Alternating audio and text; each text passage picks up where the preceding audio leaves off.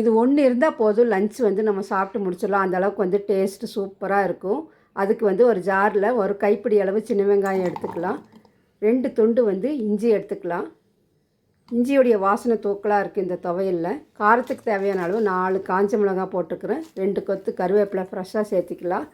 கூடவே வந்து ஒரு கட்டி பெருங்காயம் நான் உள்ளே போட்டுக்கிறேன். அது உங்களுக்கு வீடியோவில் காட்டல. உப்பு தேவையான அளவு போட்டுட்டு, கலருக்காக ஒரு 1/4 ஸ்பூன் வந்து தனி மிளகாத்தூள் போட்டுக்கலாம். சின்ன நெல்லிக்காய் அளவு புளி சேர்த்திட்டு 1 ஸ்பூன் தேங்காய் எண்ணெய் சேர்த்தி நம்ம ஃபைனாக அரைச்சி எடுத்துகிட்டு வந்துடலாம். தேங்காய் எண்ணெய் சேர்த்தும் போது அந்த வெங்காயத்துடைய ரா ஸ்மெல் வந்து இருக்காது. பெருங்காயத்தூளுடைய டாமினேஷன் இருக்கும் நல்லா அந்த சட்னியில். சாப்பிட்றதுக்கு நல்லா மணமாகவும் இருக்கும். இப்போ இது கூடவே இந்தளவுக்கு அரைச்சிட்டு வந்த பிறகு ஒரு மூடி தேங்காய் வந்து குட்டி குட்டியாக கட் பண்ணி வச்சுக்கிறேன். அதையும் இது கூட சேர்த்து பல்ஸ் மோடில் வச்சு கொரகொரப்பாக இந்த மாதிரி அரைச்சி எடுத்துகிட்டு வந்துடலாம். ரொம்ப ஃபைனாக அரைக்கக்கூடாது. அந்த மாதிரி அரைச்சோம்னா அது சட்னி ஆயிரும். இந்த மாதிரி கொரகொரப்பாக இருந்தால் தான் ஆகும். தண்ணி ஊற்றக்கூடாது. எடுத்து உருட்டணும்னா திருப்பதி லட்டு மாதிரி இருக்கணும், நல்லா கட்டியாக. இதுக்கு வந்து தாளிப்பே வேண்டியதில்லை.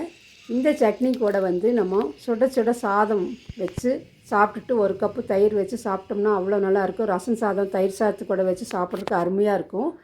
நான் வந்து இன்றைக்கி சூடான சாதத்தில் 1 ஸ்பூன் இந்த கேரளா சம்மந்தி வச்சு 1 கப்பு தயிரோட லஞ்ச் வந்து முடிஞ்சிருச்சு. இந்த தீபாவளி சமயத்தில் ஒர்க் அதிகமாக இருக்கும்போது இந்த மாதிரி வந்து சைட் டிஷ் செஞ்சு பாருங்கள். தேங்காய் எண்ணெய் ஊற்றியோ அல்லது நெய்யோ ஊற்றி சாப்பிடும்போது அருமையாக இருக்குது டேஸ்ட்டு. திரும்ப திரும்ப செய்ய தோணும்.